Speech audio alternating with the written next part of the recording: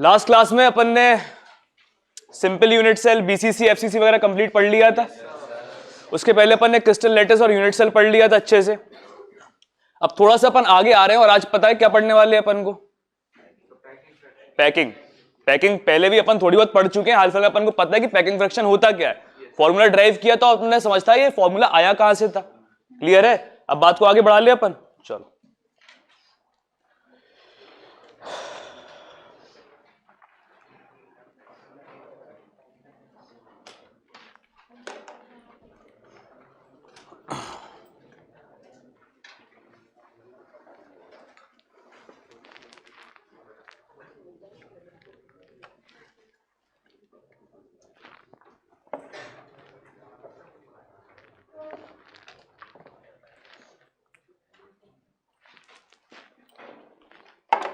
चाय की ट्रे।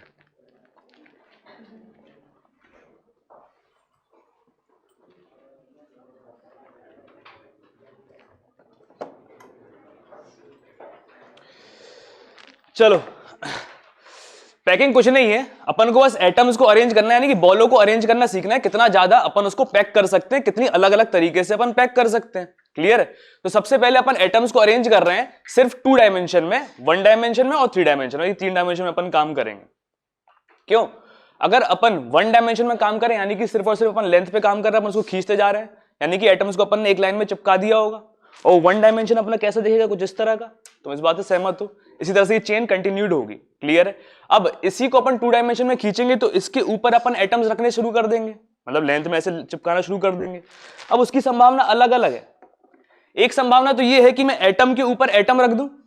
सहमत हो? जैसे कि मैंने एक लेयर ऐसी और 4 बॉल की ले, महसूस कर लो ये 4 बॉलें हैं, इसी के ऊपर मैंने ये रख दिया और ऐसे ऐसे करते करते मल्टीप्लाई कर दो तो ये 2 डायमेंशन में आ गई, लेंथ भी और ब्रेड्थ भी। सहमत हो इस बात से? या दूसरी संभावना ये है मैं इसी लेयर को इसी तरह से थोड़ा सा यहां पे रख दूं।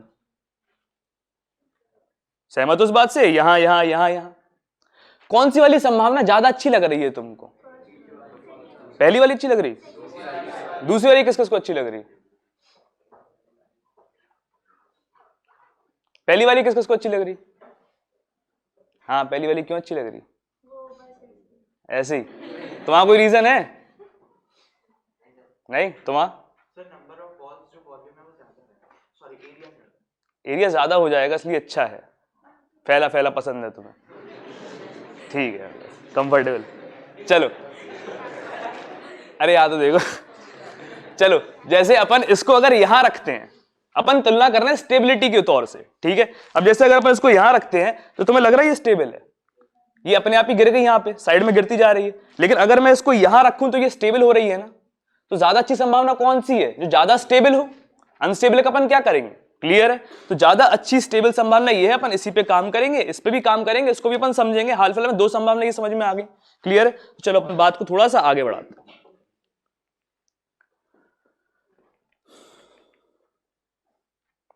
ये 1 डायमेंशन में एटम्स का अरेंजमेंट समझ में आ गया।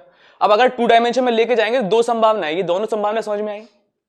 अगर मैं बॉल के ऊपर बॉल रख दूं तो ये वाली संभावना है, और अगर मैं बॉल के बीच में जो गैप आ रहा है उसमें रख दूं तो ये वाली संभावना है। क्लियर है? अब तुम्हें दिख रहा होगा कि ये वाली यहां के जो खाली स्पेसेस है ये छोटे हैं, यहां के जो खाली स्पेसेस ये थोड़े बड़े हैं। तो हम ये कह सकते हैं ये ज्यादा पैक्ड है, ये ज्यादा पैक्ड है, ज्यादा स्टेबल है। सहमत हो इस बात से? तो पैकिंग फ्रैक्शन भी इसका ज्यादा होगा। क्लियर है? इसका कम होगा। जिसके पैकिंग फ्रैक्शन ज्यादा होता है वो ज्यादा स्टेबल होता है, जनरल सी बात है। क्लियर है? जितना ज्यादा भरा होगा उतना ज्यादा स्टेबल होगा। चलो अब बात को अपन आगे बढ़ा रहे हैं। हम कह रहे हैं इसका हम नाम बोलेंगे स्क्वायर क्लोज पैकिंग इन 2 डायमेंशन। ये तुम्हें स्क्वायर दिख रहा है? स्क्वायर अपन तुम्हें ये दिख रहा है ना स्क्वायर? हाँ, अपन को ये वाला स्क्वायर नहीं देखना, अपन को कोऑर्डिनेशन नंबर के आधार पे देखना है। कोऑर्डिनेशन नंबर पता है ना? जैसे नियरेस्ट नेबर होता था, कोऑर्डिनेशन नंबर मतलब एक बॉल से कितनी बॉलें छुल रही हैं। क्लियर है? उससे कितने लोग छुल रहे हैं। तो तुम हमें ये बता दो, अगर इसमें से मैं कोई भी बॉल उठा लूं तो वो कितने लोगों से छुल रही है? हाथ उठा लो। जैसे कि हमारी स्क्वायर क्लोज पैकिंग यही तो है, तुम्हें बस बॉल ही तो देखनी है और क्या करना है तुम्हें। ये वाली बॉल पकड़ ले अपन, ये कितने से छुल रही है? एक ऊपर, एक नीचे, एक आजू, एक बाजू, तो 4 से छुल रही है। सहमत हो इस बात से? इनसे नहीं छुल रही, यहां पे गैप है। क्लियर है? तो कोऑर्डिनेशन नंबर यहां पे अपन क्या बोल देंगे? 4। तो जो स्क्वायर बनाएंगे अपन इसके रेफरेंस से बनाएंगे। ये स्क्वायर समझ में आ गया? ये स्क्वायर क्लोज पैकिंग। अब यहां पे मैंने ये वाला जो अरेंजमेंट कर दिया, तो मुझे किसी भी बॉल का, इसमें से किसी भी बॉल का कोऑर्डिनेशन नंबर दिख रहा होगा तुम्हें साफ साफ, एक तो हाईलाइटेड बॉल है उसी का देख रहे होगे।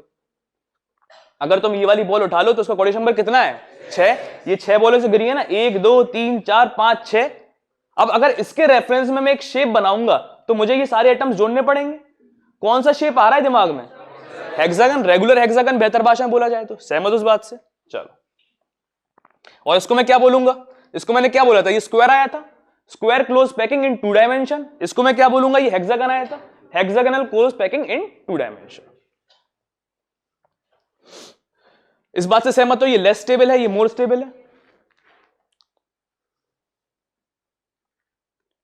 चलो, इन शेप से सहमत हो और इनके नाम से भी अब सहमत हो ही जाओगे।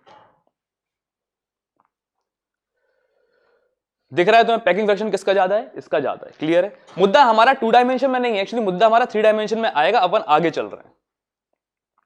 अगर मैं इस लेयर के ऊपर, लेंथ ब्रेथ पे तो हम बन ही चुके थे, अपन आगे बढ़ चुके थे, मतलब इस वाली लेयर के ऊपर अपन एज इट इज लेयर रख दें और इस लेयर को मैं नाम क्या दे रहा हूं, ए। क्लियर है? इसके ऊपर मैं एज इट इज लेयर रख दूंगा, वो भी क्या हो जाएगी, लेयर ए। क्लियर है? अब वो लेयर जो बनेगी, ऐसे मैंने 4-5 रख दी, तो किस तरह का शेप ले लेगी, वो क्यूबिकल टाइप का ले लेगी। देखते हैं जरा किस तरह से, कुछ इस तरह का शेप समझ में आ रहा है तुम्हें। और इसकी लेयरिंग हम करेंगे तो ये लेयर ए है, ये भी लेयर ए है, ये भी लेयर ए है, ये भी लेयर ए है। क्लियर है? तो अगर लेयरिंग करेंगे क्या बोलेंगे अपन, ए ए ए ए ए। चलो,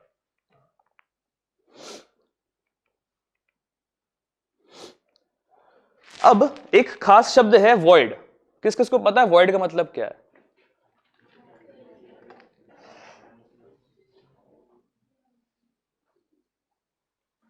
तुम लोगों को नहीं पता वॉइड का मतलब क्या है?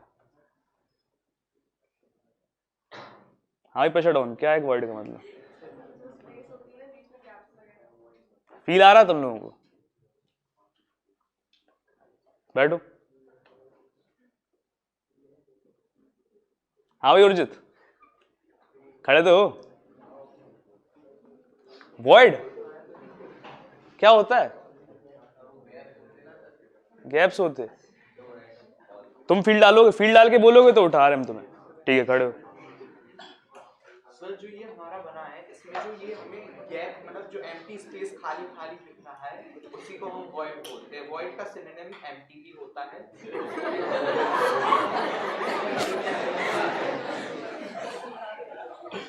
अरे यार, वॉइड मतलब खालीपन, अधूरापन।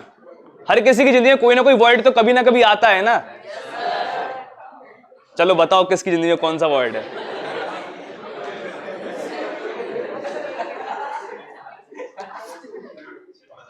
हाँ भाई राज, खड़े हो जरा। कोई वॉइड है तुम्हारी जिंदगी में? कोई दुख नहीं है, कोई दर्द नहीं, पूरा भरा भरा है। सही सही, बैठे। हाँ भाई वरुण, कोई वॉइड है जिंदगी में? कोई गम नहीं है, तुम भी सब। आजकल के जमाने में जल्दी हो रहा सब कुछ हिसाब किताब। पॉल, तुम्हारा है साफ वॉइड है ना, मतलब और कैसे कैसों को मिला। ठीक है, कोई बात नहीं। चलो अपन वॉइड की बात करते हैं, वॉइड पे आते हैं वापस। तो वॉइड का मतलब समझ गए कि जहां भी खालीपन होगा, अधूरापन होगा जिंदगी में, तो वहां पे वॉइड आ जाता है। अब ट्रायंगुलर वॉइड हमारा पहले तरह का वॉइड है। उसके बाद अपन आएंगे अलग तरह के वॉइड, हम तुम्हें दिखा के रिप्रेजेंट करते हैं। चलो,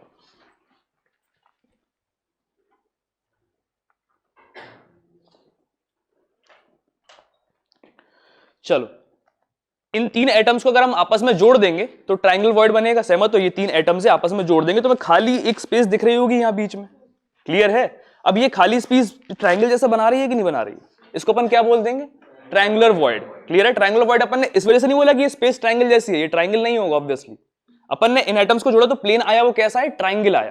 क्लियर है? चलो, एक ट्रायंगल वॉइड हो गया। उसके बाद हम बना रहे हैं टेट्रावॉइड। हम 4 एटम्स को जोड़ रहे हैं। ये 3 एटम दिख रहे हैं तुम्हें, ये हमने चौथा यहां पे लगा दिया, तुम्हें यहां पे एक खाली स्पेस महसूस हो रही है ना? ये हो गई क्योंकि 4 लोगों को अपन ने जोड़ा। अरे यार, ये क्या हो गया? क्योंकि 4 लोगों को अपन ने जोड़ा तो ये क्या हो गया, टेट्रावॉइड। इस बात से सहमत हो? नहीं, 4 लोगों को जोड़ा अपन ने, इस वजह से टेट्रावर्ड नहीं आया। तुम जरा सारे एटम्स को जोड़ के देखो, यहां पे एक प्लेन बन गया ट्राइंगल, ये प्लेन है एक प्लेन, इसी तरह से यहां पे बन जाएगा, इसी तरह से एक पीछे को बन जाएगा, ये 3 प्लेन्स होगा, इसी तरह से ये एक चौथा प्लेन बन जाएगा। तो ये 4 प्लेन्स के रेफरेंस में है, 4 प्लेन्स हैं, तो यहां पे टेट्रावर्ड इस वजह से बोला गया। क्लियर है। अब तीसरा अपना आता है ऑक्टावर्ड। सुना होगा ऑक्टावर्ड के बारे में भी। ऑक्टावर्ड है तो 8 एटम्स आ रहे होंगे, जुड़ रहे होंगे, हाँ याद है। चलो देख लेते हैं एक बार। अब इसको ऑक्टावर्ड कैसे बोला ये भी अपन देख लेंगे। ये 3 एटम्स हैं, इन 3 एटम्स को हम ऐसे रख रहे हैं, तुम्हें यहां पे एक खाली जगह महसूस हो रही होगी। क्लियर है। अब ये खाली जगह जो है इसके बीचों बीच, इसको अपन क्या बोलेंगे, ऑक्टावर्ड। अगर अपन एटम्स के हिसाब से बोलते तो अपन क्या बोल सकते थे, उसको हेक्सावर्ड बोल सकते थे, है ना। अगर अपन ऐसे देखते कि हाँ ये ट्राइंगल बन रहा है तो अपना ट्राइंगुलर वॉइड, वहां पे 4 एटम जोड़े अपने तो टेट्रावर्ड, और यहाँ पे अपन ने 6 जोड़ दी तो हेक्सावर्ड, लेकिन ऐसा नहीं है। अब अपन यहाँ पे प्लेन्स निकालते हैं जरा। पहले तो वॉइड समझ में आ गया इसका कैसा दिख रहा है। प्लेन्स निकालोगे, सारे एटम्स अपन को जोड़ने पड़ेंगे और प्लेन निकालने पड़ेंगे किस किस को। यहाँ पे दिख रहे हैं कि 8 के 8 प्लेन है, ध्यान से देख लो।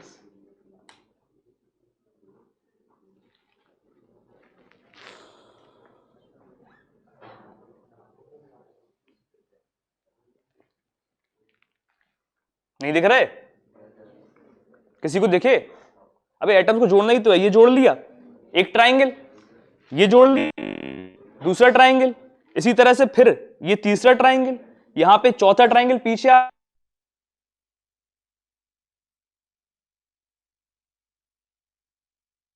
ऊपर को एक नीचे को बन जाएगा। तो ऊपर को नीचे को, ऊपर को नीचे को करके यहाँ पे 6 बन गए, और एक ऊपर है और एक यहाँ पे नीचे है, तो ये 8 हो गए।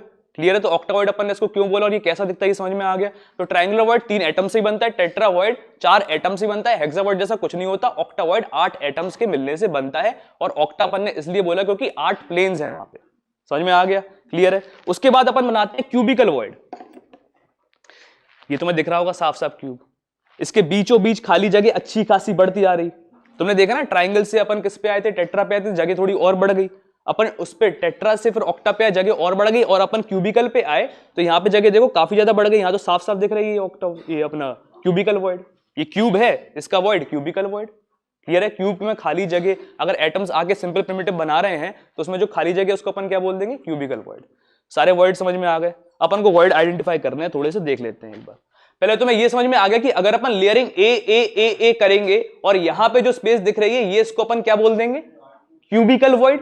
ये क्यूब भी दिख रहा है साफ साफ। चलो यहां पे अपन को ट्राइंगुलर वर्ड दिख रहा है छोटा सा। अरे ये 3 एटम्स कहीं भी देख लो, 3 एटम्स मिल रहे हैं, वहां पे बीच में एक खाली स्पेस है, ट्राइंगुलर वर्ड मिल गया अपन को। अब इस लेयर को हम नाम अगर ए दे देंगे, तो अगर पिंक बॉल पे ही हम पिंक बॉल और लगा दे ऊपर तो वो भी ए हो जाएगी। सहमत हो? लेकिन अब बताना क्या वो ए है? ये तो अभी ए है। इसके ऊपर तुम्हें ट्रांसपेरेंसी बॉल दिखेंगे क्या? क्या ये भी ए लेयर है क्या? नहीं, ये बदल गई ना। ए लेयर अपन कब बोलते, जब एटम पिंक बॉल के ऊपर पिंक बॉल रख देते। अभी अपन ने कहा रखी ये खाली खाली जगह पे भर दी, तो इस लेयर को हम बी बोल सकते हैं। सहमत हो इस बात से? अब किस किस को यहां पे टेट्रावर्ड दिख रहा है या ऑक्टावर्ड दिख रहा है? यहां पे कौन है, हाथ उठा लो। टेट्रा है या ऑक्टा है? किसको दिख रहा है, कहां दिख रहा है? हाँ श्रृंखला, पक्का बैठो। क्यों टेट्रा और ऑक्टा दोनों किस किस को दिख रहे हैं? ध्यान से देखो, दिखेगा।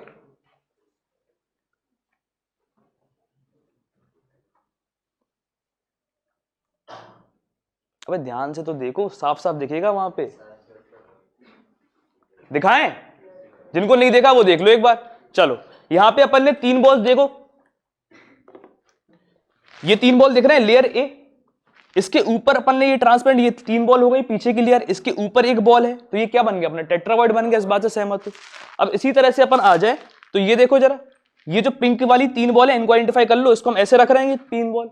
इसके ऊपर जो व्हाइट वाली है ट्रांसपेरेंट सी है, वो हमने ऐसे रखी, तो ये क्या बन गया, ऑक्टावर्ड। क्लियर है। तो यहाँ पे टेट्रावर्ड्स भी हैं, ऑक्टावर्ड्स भी हैं, सारे आइडेंटिफाई कर लोगे। चलो क्यों, ये वाला वर्ड कौन सा है, ये वाला, ये वाला टेट्रा दिख रहा है ना। ये 3 बॉल, उसके ऊपर एक बॉल।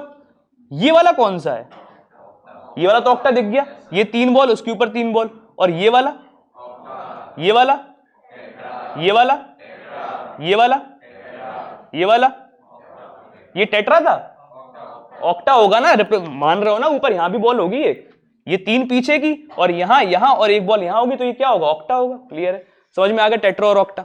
चलो, तो अपन ने 1 डायमेंशन में देख लिया, उसके बाद अपन ने 2 डायमेंशन में देख लिया। अपन और ज्यादा इसको 3D और लेके जाते हैं, लेयरिंग रिपीट करते हैं अपन।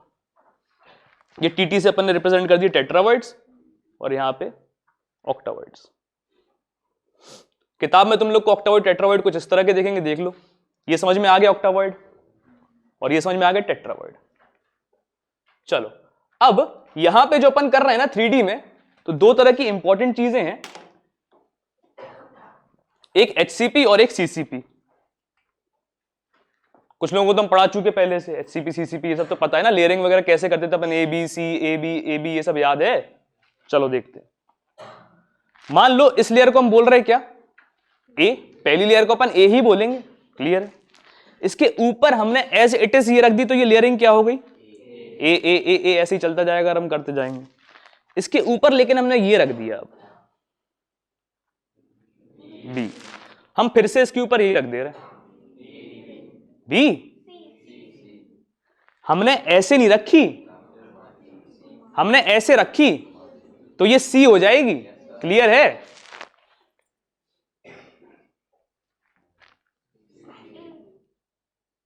C A,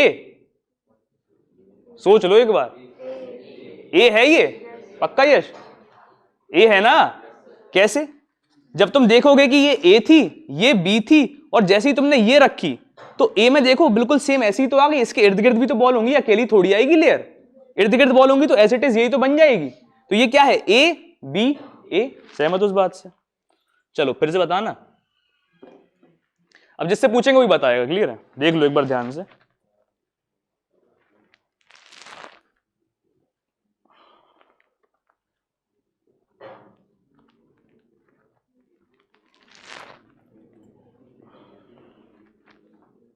हाँ भाई दिव्यांश खड़े हो।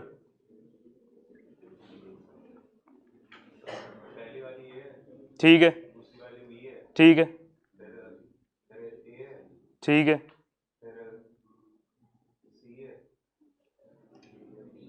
बैठो बैठो बैठो। हाँ भाई तनिष्का,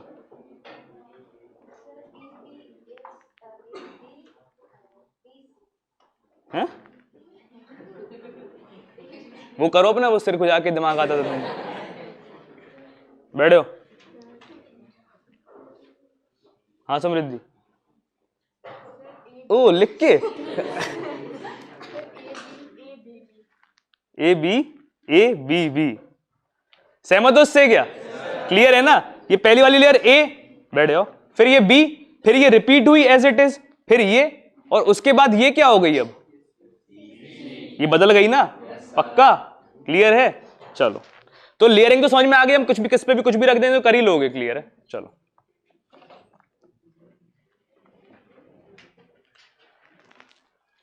अपन इससे 2 चीज आइडेंटिफाई करने जा रहे हैं। सबसे पहले HCP hexagonal close packing in 3 dimension, और फिर CCP cubic close packing in 3 dimension. CCP का जो भी हिसाब किताब है वो बिल्कुल FCC जैसा होता है। FCC याद है, फेस सेंटर्ड क्यूबिक। तो CCP के लिए अपन को एनालिसिस करने की जरूरत नहीं है, जो FCC में अपन कर चुके पैकिंग फ्रैक्शन का हिसाब किताब वही उठा के यहां पे रख देंगे। क्लियर है, चलो जो भी अपन को करना पड़ेगा वो HCP के लिए करना पड़ेगा।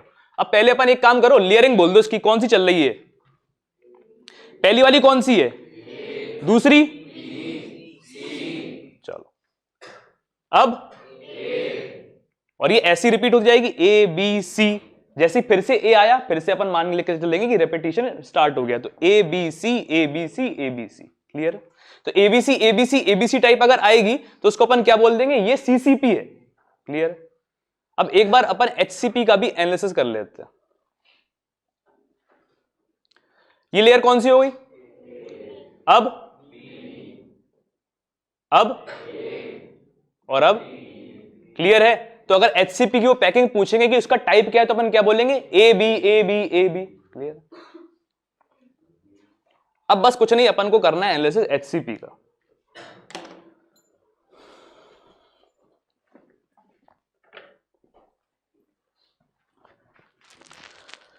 ये तो मैं हेक्सागोनल क्लोज पैकिंग से HCP से हम एक निकाल के लाए, क्या, यूनिट सेल।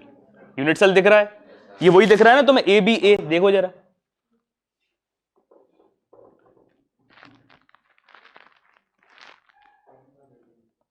एक तरह से यही हो गया हमारा यूनिट सेल, सहमत हो?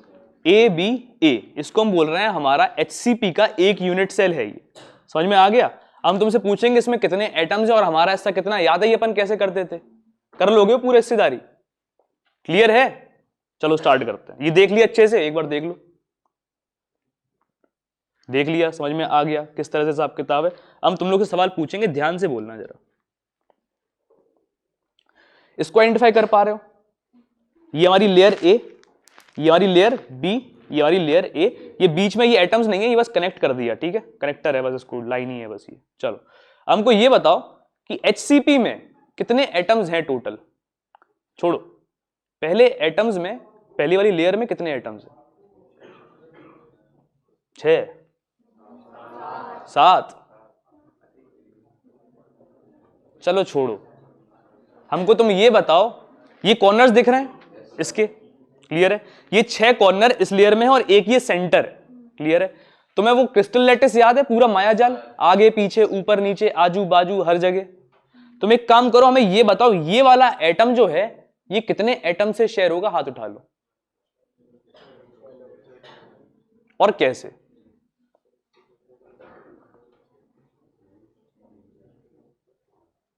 ध्यान से देखना और सोचना।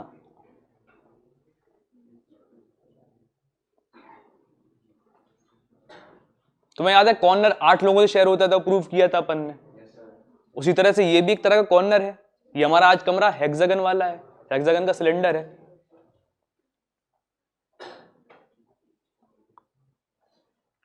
हाँ अक्षता, 4, बैठो। हाँ बोलो पार्थ। 6, बैठो। और कोई?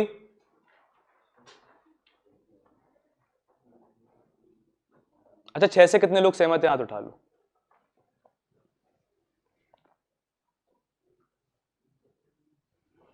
चलो हम साबित कर दें। ये एक तो हमारा ये यूनिट सेल रहेगा, दूसरा यहां पे ये एंगल देख रहे हो, यहां पे तुम एक और यूनिट सेल रख सकते हो इस साइड पे, एक यूनिट सेल तुम इस साइड पे रख सकते हो, सहमत हो? एक यहां, एक यहां, और ये हमारा खुद का।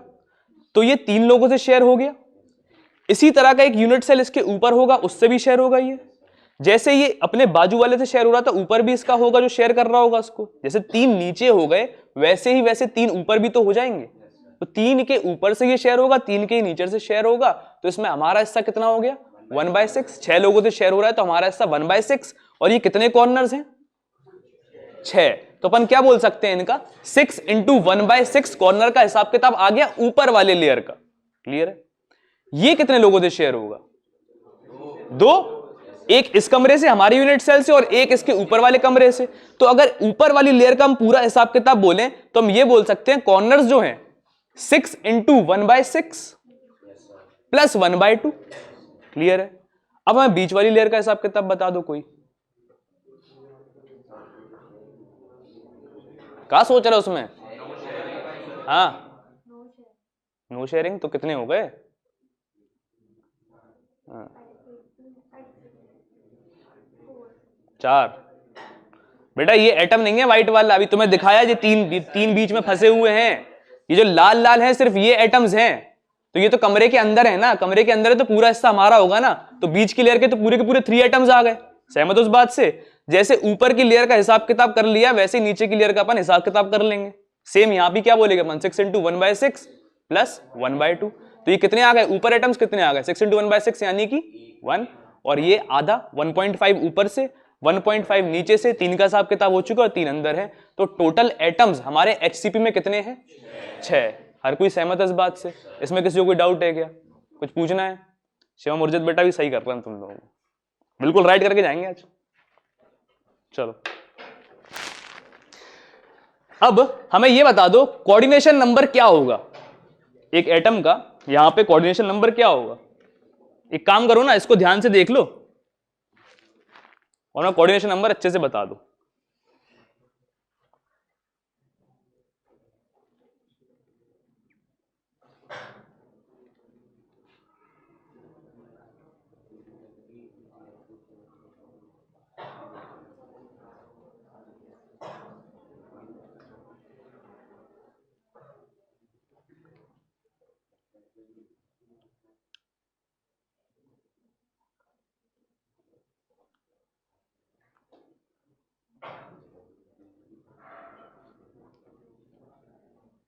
क्या वो देखते ही रहोगे क्या?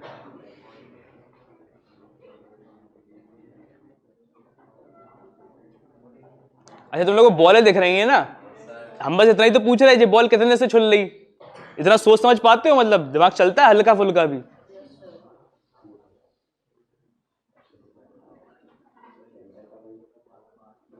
ध्यान से देखना। हम कह रहे अच्छा चलो ये वाली बॉल पकड़ लो। हाँ शशांक, 12 है? बैठो। और कोई? 12 ये देखा तुमने? उसने बोला 12 सही। चलो 12 किस किस का आ गया?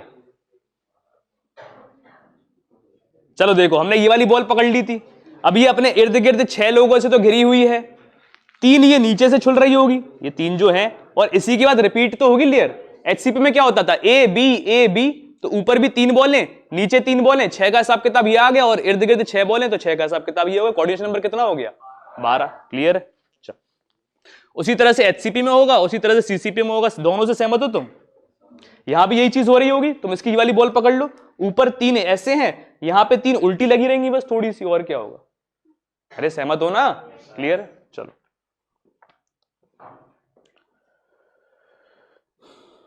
अभी हमने मॉडल समझा दिया, अब एक बार एनिमेशन से देख लेते हैं अपन, पूरा हिसाब किताब की दिमाग में बैठ गया।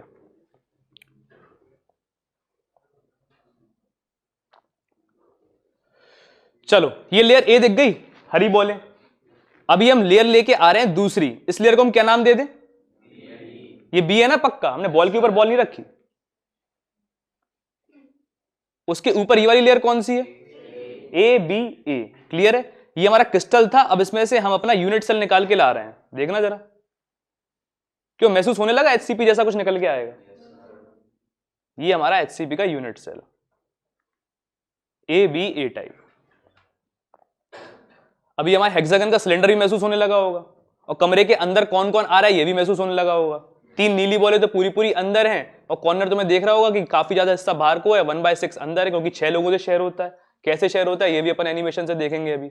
और हमारा ये जो ऊपर निकला रहता है ये आधा रहता है, एक नीचे वाला एक ऊपर वाला।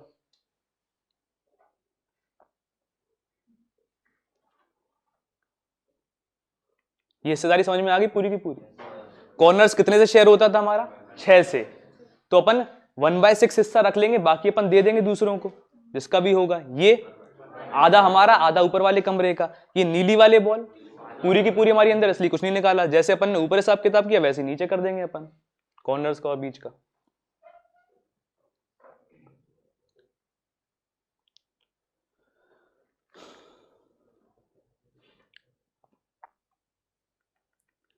चलो अब एक बार अपन इसका क्रिस्टल देख लेते हैं कि कैसे शेयरिंग आती है। इर्द गिर्द चिपका देते हैं अपन इसके। तो ये हमारा एक यूनिट सेल, इसके इर्द गिर्द हम यूनिट सेल चिपकाने जा रहे हैं। अब तुम्हें महसूस होगा, ये वाला कॉर्नर देखना ध्यान से, ये कितने लोगों से शेयर हो रहा है। 3 के नीचे से शेयर हो गया, आधी बॉल कंप्लीट हो गई। इसी तरह से 3 और आ जाएंगे यूनिट सेल ऊपर, तो पूरी बॉल कंप्लीट हो जाएगी। और फिर से तुम देखोगे तो तुम्हें लेयरिंग दिख जाएगी, ए बी ए।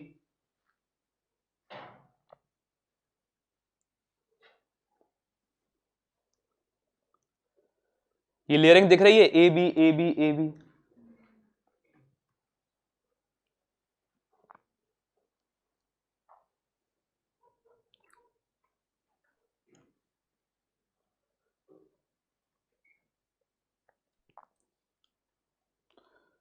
चलो आगे चलते हैं।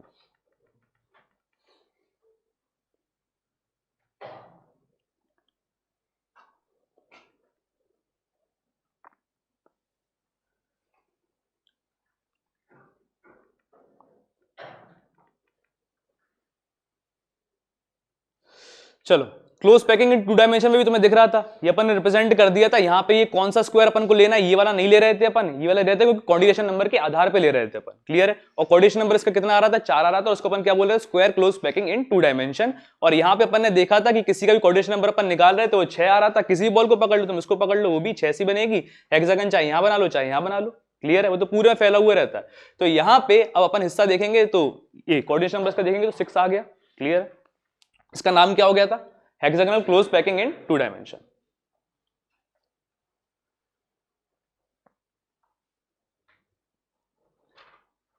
अब ये फिर से अपन लेयरिंग कर रहे हैं, तो यहाँ पे दो संभावना थी, एक तो उसके ऊपर रख दो और एक यहाँ पे खाली जगह पे लगा दो। और ये 2 डायमेंशन में किया अपन ने। यहाँ वॉइड्स जो है ये लाल लाल कौन से हैं? ये वॉइड्स ट्रायंगुलर वॉइड्स। चलो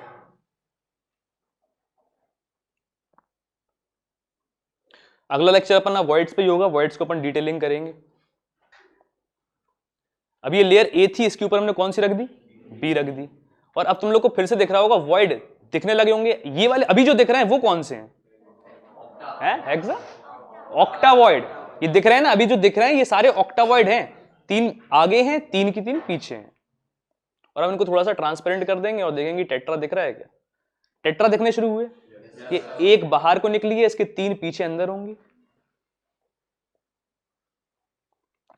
ये जो बी है ये कौन है? सारे हैं टेट्रावॉइड हैं सारे बी। देख रहे हो? कोई भी पकड़ लो। ये देखो, एक बॉल पीछे 3 बॉल आगे। यहां पे देख लो 3 बॉल पीछे 1 बॉल आगे। और ये जो सी है ये कौन है? ये हमारे ऑक्टावॉइड है। तुम देख रहे हो 3 बॉल पीछे 3 बॉल आगे।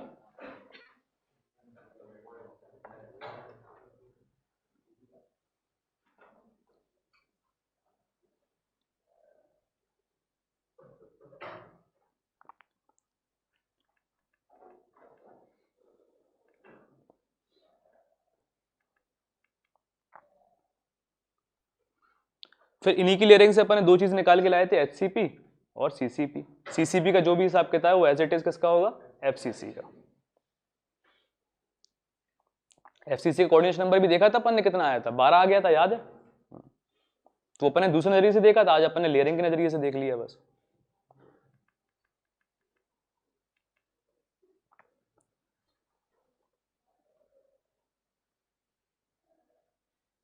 ये ए टाइप की अपनी क्यूबिक वॉइड थी।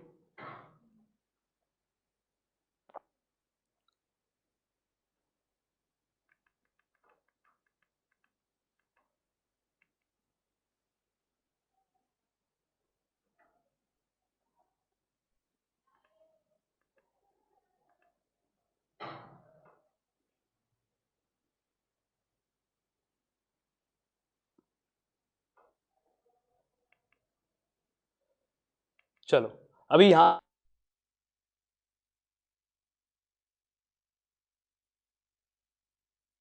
ये है, तो इस बात से ऊपर वाले ट्रायंगल देखना, नीचे वाला देखना, ये एज इट इज उठा के रखा है यहाँ पे। ये लेयर ए है, ये लेयर बी है, लेकिन अब ये फिर से ए रिपीट नहीं हो रही, ये हमने घुमा के रखा इसको, तो ये सी है। तो एचसीपी हमारा ए बी टाइप होता है, सीसीपी हमारा एबीसी टाइप होता है।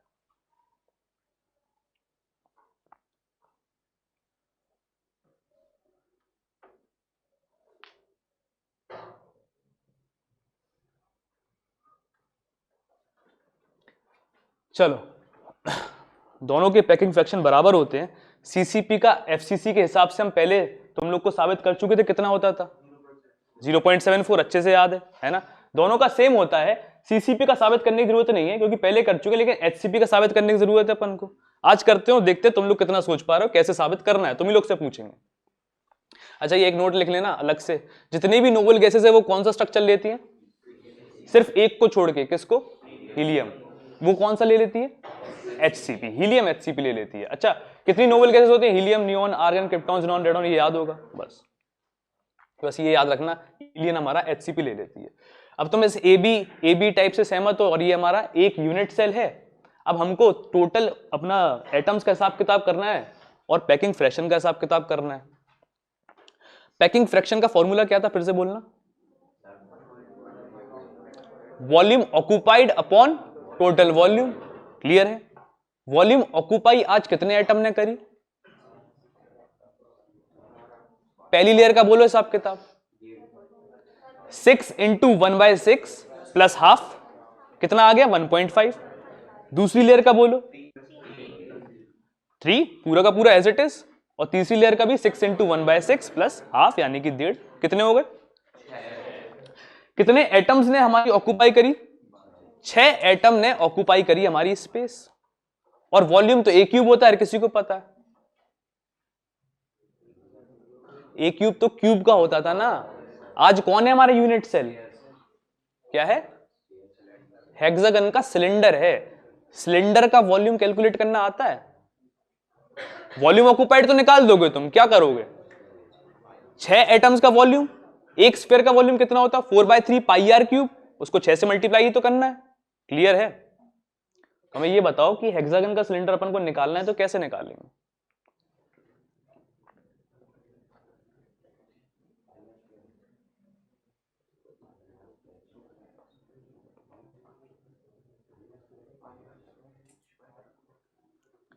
अरे किसी भी सिलेंडर का अगर अपन को बेसिक किसी भी सिलेंडर का अपन को निकालना होगा वॉल्यूम, अपन कैसे निकालते थे? तमीज से। ये क्या पाई स्क्वायर एच क्यों बोल रहे हो? तमीज से तो बोलो। हाँ शंकला, एरिया, हाँ बैठो। एरिया ऑफ बेस, बेस का जो भी एरिया होगा, आज हेक्सागन का है ना, हेक्सागनल सिलेंडर है, तो उस हेक्सागन का भी, बेस का भी तो अपन को एरिया निकालना पड़ेगा। उस एरिया को अपन हाइट से मल्टीप्लाई कर देंगे तो वॉल्यूम आ जाएगा हमारा। सहमत हो? तो किसी भी सिलेंडर का अपन वॉल्यूम बोलेंगे आगे तो क्या बोलेंगे? Area of base into height. चलो, तो area of base into height. अब देखते हैं तुम लोग कैसे ये निकाल पा रहे हो कि नहीं निकाल पा रहे हो। पहले तो पैकिंग फ्रैक्शन से सहमत हो, volume occupied upon total volume. ये फॉर्मूला कैसे आया था, कैसे ड्राइव होते, प्रैक्टिकली हमने बता दिया था। क्लियर है? वॉल्यूम ऑक्यूपाइड बाय 6 एटम्स का हिसाब किताब तुम लोग को पता है, उसको तमीज से लिख लेते हैं थोड़ा सा। क्या टोटल वॉल्यूम हमारा आज ए क्यूब होगा? ए क्यूब नहीं होगा, क्या होगा? Area of base into height.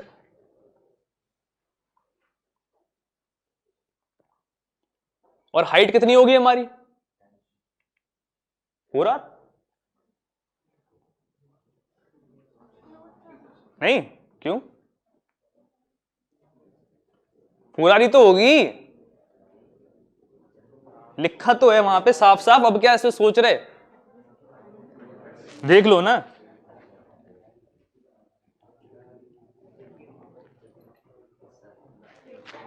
Clear है? 3 बॉलें आपस में छुल रही हैं तो 4r। समझ में आ गई ये बात? तो अपनी कितनी आ गई हाइट? 4r। ये याद रहेगा? क्लियर है? हर किसी को किसी में इसमें डाउट तो नहीं है? दिख रहा है ना इसमें? गधे हो तुम लोग एक नंबर के।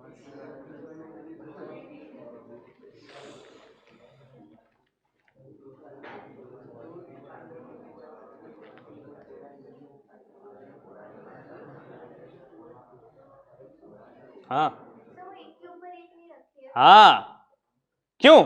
एक के ऊपर एक स्ट्रेट रखते तब जाके 4r बोलते ना। क्लियर है? तुम्हें क्या निकालना? तुम्हें इस ये वाला एटम पकड़ लें अपन, कोई दिक्कत वाली बात तो नहीं है। इस एटम के सेंटर से इस एटम के सेंटर तक का हिसाब किताब निकालना है। अब ये जो बीच में बॉल है क्या लीनियरली अरेंज्ड है?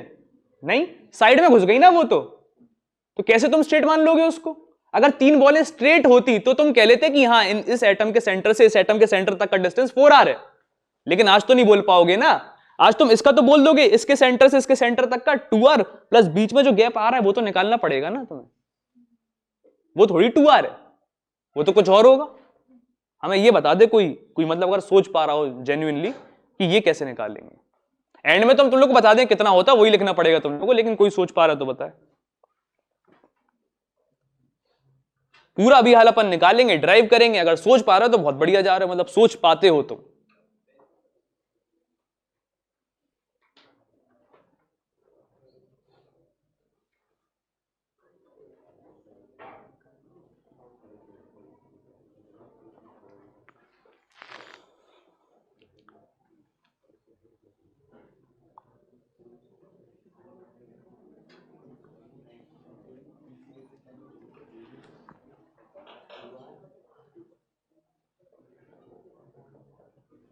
बेटा तुम लोगों में से बहुत लोगों को हम पढ़ा चुके हैं, तुम लोगों को शर्म आनी चाहिए। लेकिन काफी समय हो गया कहो। हाँ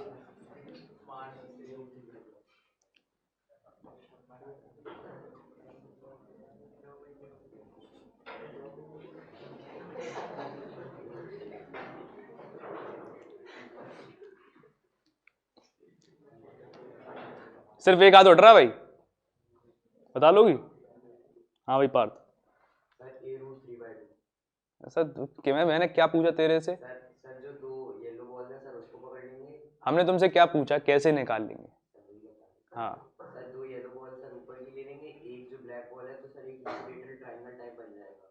ठीक है। निकालेंगे। ये इक्विलेटरल ट्रायंगल कैसे बनेगा? ये पहली वाली बॉल, ये वाली बॉल और ये वाली बॉल तुम कह रहे हो, तो ये इक्विलेटरल ट्रायंगल बन जाएगा। ये जो फ्रंट फेसिंग है सर, 2 कॉर्नर्स की और एक ये वाली 2 कॉर्नर्स की और एक एक ब्लैक वाली, इसका ले लेंगे अपन। बेस ले लेंगे तो ये हाइट बेटा ये तो तिरछा आ जाएगा ना ऐसे, ये तो तिरछा हो जाएगा। या तुम ये वाली हाइट निकालोगे ना हमको, या तो ये दिखा दो इतनी निकाल दो, तो ये तो अगर ऐसे निकालोगे तुम तो ये अंदर को आएगा। बैठो।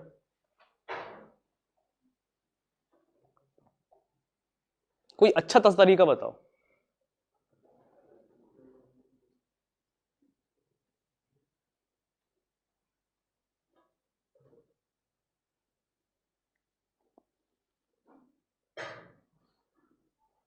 उसने सोचा तो कम से कम, तुम लोग सोच भी नहीं पा रहे। वो काफी हद तक सही कह रहा और लेकिन उसमें निकाल नहीं पाओगे, दिक्कत ये आ रही।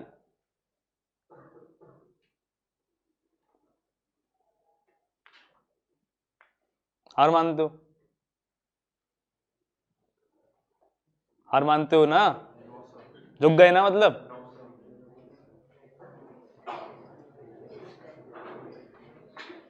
तुम नहीं, तुम झुकोगे नहीं कभी? हंस के कट जाएगा ना, झुकेगा ये सर?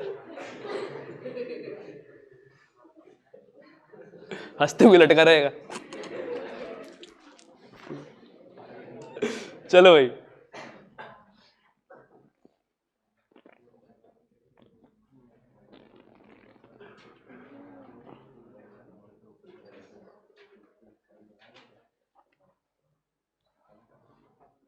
बता देना बहुत हो गया कितना। हाँ चलो बोल ही लो। सर अपन जो नॉर्मल अपन का पॉलीगन्स चलते हैं उनका फॉर्मूला लगाएंगे 2n-1/2 उससे। तुम इतना कैलकुलेटिव क्यों? तुम हमें सोचना सिखाओ, हमें कैसे सोचें इसको हम। कहा तुम लेके आ जाते जे वाला फॉर्मूला लगा लो सर, वो वाला लगा लो। नहीं सुनना, इन लोग को समझ में नहीं आएगा। सर अपन पहले बेस लेते हैं, बेस लेते हैं अपन, बेस और टॉप। बेस और टॉप। जो भी अपन का नीचे वाला आएगा उसका 2 टाइम्स कर देंगे तो दोनों का हो जाएगा। ठीक है बेस और टॉप का अपन 2 टाइम्स क्या कर देंगे? सर 2 टाइम्स जो भी हमारा एज आएगी, जो भी हमारे सब्जेक्ट में बनेगा उसको 2 टाइम्स कर देंगे। तो सबसे पहले हम शुरू करेंगे अपने 2n-1/2n वाले फॉर्मूले से। फिर तुम शुरू हो गए। हम क्या कह रहे हैं, कुछ ऐसा बताओ कि हर कोई समझ पाए।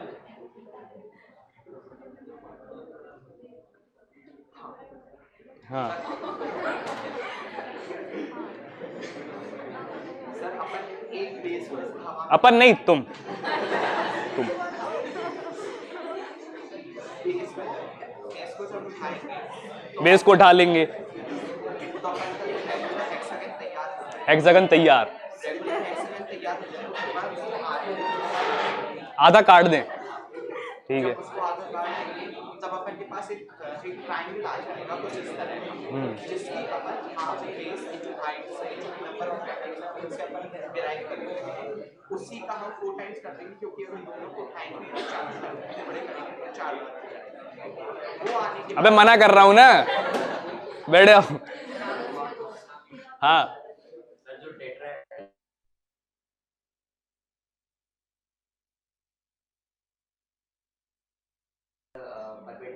हाइपोटेन्यूज हो जाएगी, बेस आ जाएगा और सर ये ऐसे 90 डिग्री। क्या जो तुम कह रहे हो वो कैलकुलेटिवली उसको कैलकुलेट कर पाओगे?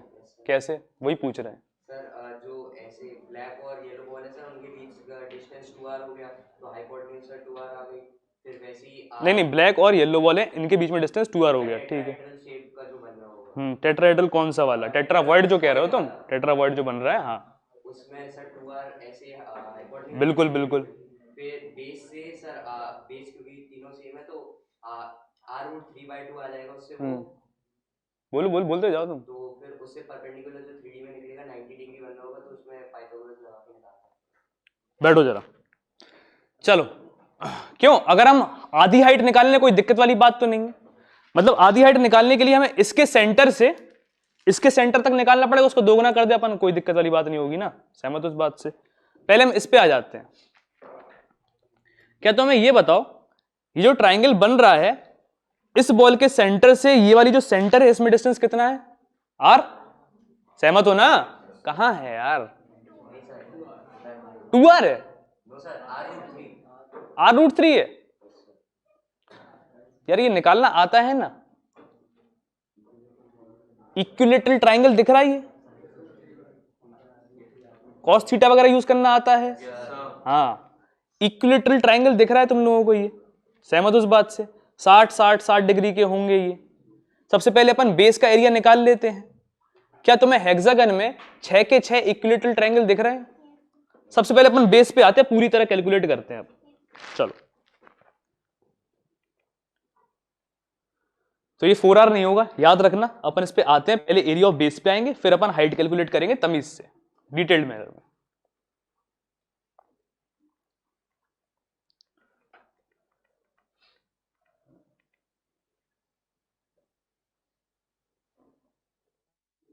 चलो, बेस को अगर अपन देखें तो अपन एक हेक्सागन उठा के रख सकते हैं, और यहां पे ये क्या बन रहा है? इक्विलैटरल ट्रायंगल बन रहा है।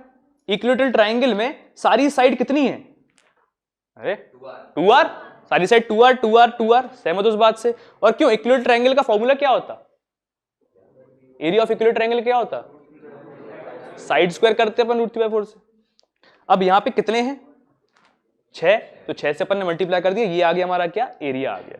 एरिया ऑफ बेस तो अपन ने निकाल लिया, एरिया ऑफ बेस हर किसी समझ में आ गया। अपन हाइट कैलकुलेट करने जा रहे हैं। हाइट कैलकुलेट करने से पहले अपन थोड़ी भूमिका बना लेते हैं कि किस तरह से अपन करेंगे। पहले तो तुम्हें ये दिख रहा है, इसके सेंटर से इसके सेंटर तक का डिस्टेंस ये R नहीं है, इस बात से सहमत हो?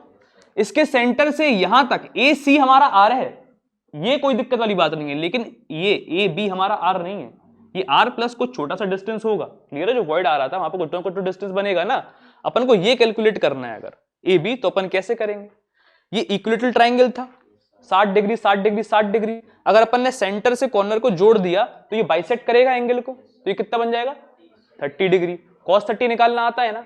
cos थीटा क्या होता है? Base upon hypotenuse.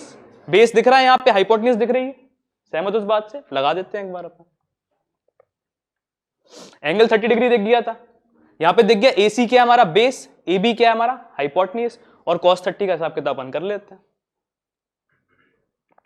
AC की वैल्यू डाल दी, अपनी AC की वैल्यू क्या थी? R, और बाकी अपन पूरा हिसाब किताब कर रहे हैं, अपन रोक के चलते हैं उसको। अब हम तुमको ये वाला ट्रायंगल महसूस कराना चाह रहे हैं। ये वाला ट्रायंगल अगर महसूस हो गया तो अपन आधी हाइट निकाल लेंगे, आधी हाइट निकाल लेंगे। अब देखो जरा,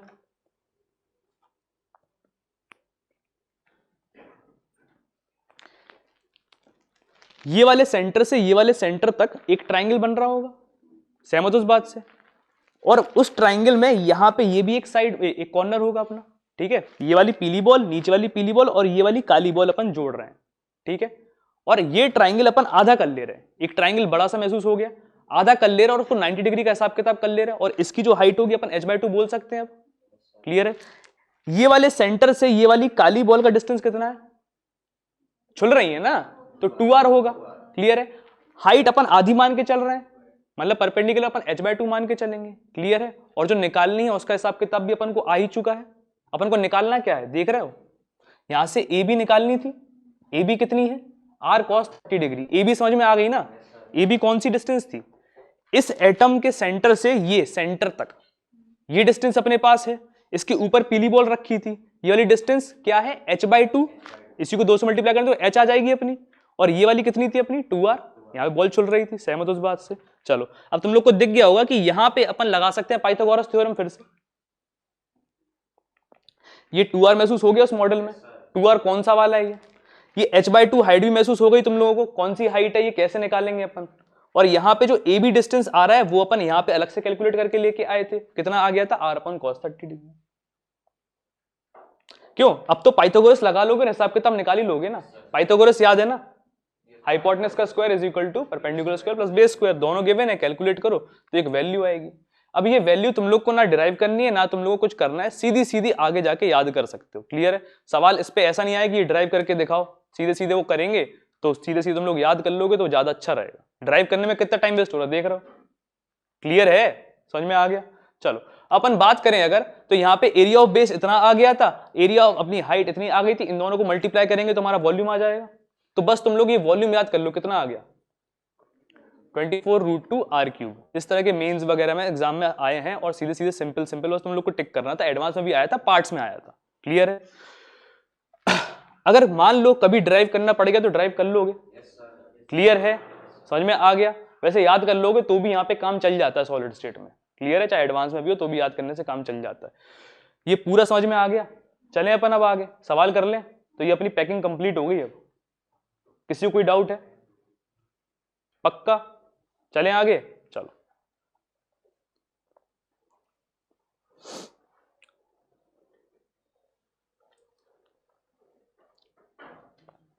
अब बस इस पे अलग अलग तरह के क्वेश्चन प्रैक्टिस करते रहोगे तो सब हो जाएगा। चलो, ये मैचिंग है, मैचिंग जिसकी हो जाए वो हाथ उठा ले। सबसे पहला वाला किससे मैच करोगे? स्क्वायर क्लोज पैकिंग इन 2 डायमेंशन। किससे मैच हो रही है? क्या पहले से हो रही? नहीं, वहां पे ट्रायंगल थोड़ी बन रहा था, स्क्वायर जैसा बन रहा था। क्या दूसरे से हो रही? इससे हो रही। भाई कितना कोऑर्डिनेट नंबर 4 था, इसी के हिसाब से अपन ने निकाला था। हेक्सागोनल क्लोज पैकिंग इन 2 डायमेंशन, याद रखना 2 डायमेंशन की पूछ रहे हैं वो। ट्रायंगुलर वर्ड बने थे उसमें, याद है? Hexagonal close packing in 3 dimension कौन सी टाइप होती है? एचसीपी में A B A B A B A B. तो क्या हो गया? Alternate layers A B A B A B, एक के बाद एक। क्यूबिक क्लोज पैकिंग यानी कि सीसीपी। सीसीपी में क्या था? A B C A B C A B C A B C. अब चौथी लेयर अलग होगी ना, सहमत उस बात से?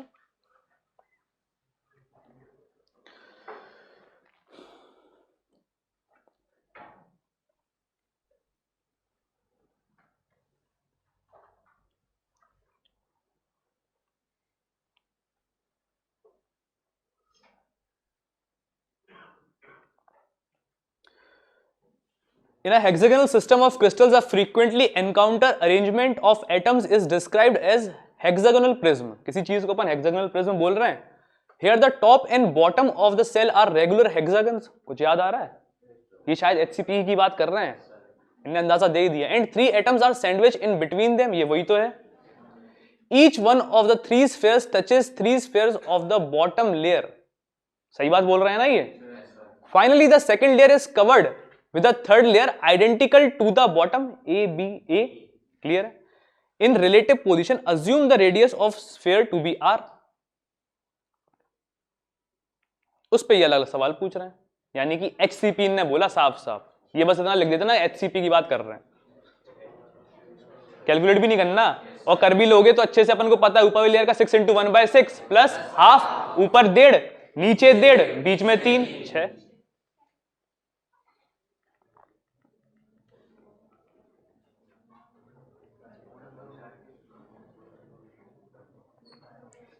अबे ये 9 मार्क्स का नहीं था, इसके पार्ट्स हैं। हाँ।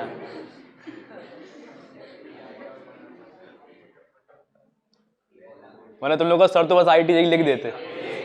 पक्का बोला था, साफ साफ याद कर लो, हो जाता है।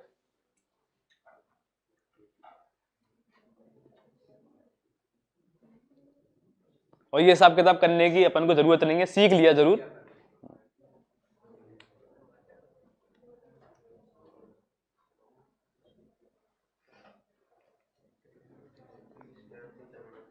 जो पैकिंग फ्रैक्शन कितना था? 0.74। पैकिंग परसेंटेज कितना हो जाएगा? तो आंसर क्या हो गया? अबे नहीं, एम्प्टी स्पेस पूछ रहे हैं ना। पैकिंग फ्रैक्शन तो जितना पैक्ड है वो पूछ रहा है, वो होता है। हाँ हाँ,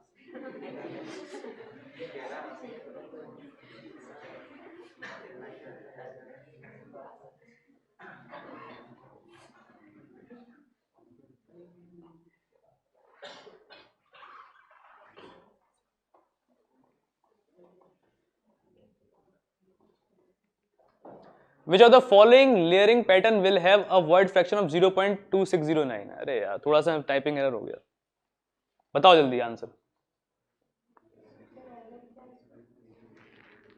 क्वेश्चन पढ़ लो तुम पहले, आंसर कर लो। Which of the following layering pattern will have a word fraction of 0.2609? क्यों? पैकिंग फ्रैक्शन कितना होता था? 0.74। तो वर्ड फ्रैक्शन कितना होगा? 0.26। किसमें? HCP में और CCP में। लेयर देखो जरा, ABCCBA, ये तो गलत हो गया। ABC के बाद अगर ABC होता तो बढ़िया बात थी। क्लियर? ABBA, ये क्या है? वो तो AB होना चाहिए ना। अब आ जाए तो ठीक है, अब नहीं आना चाहिए। चलो, ABC, ये तो है, कौन सी थी? HCP, CCP, हाँ ये ABC, AA नहीं, क्लियर है? चलो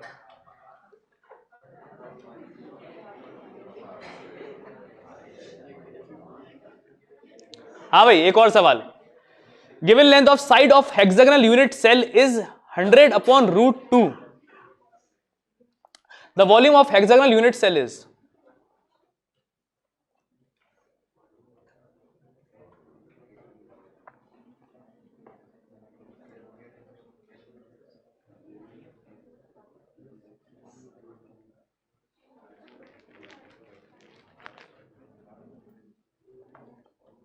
आसान है।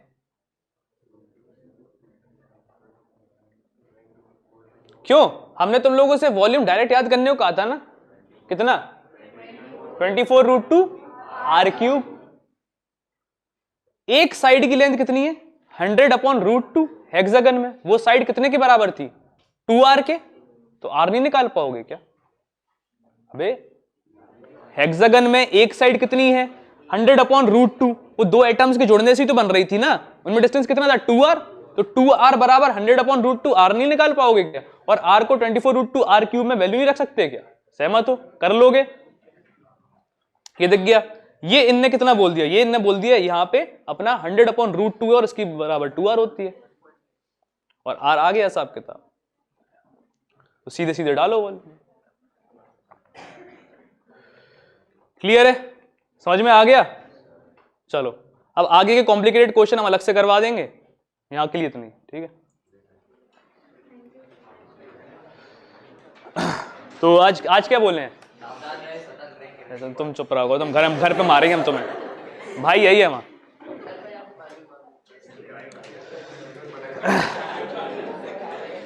Thank you so much for watching this video, और आप लोगों से तो मैं इजाजत ही लेना चाहूंगा।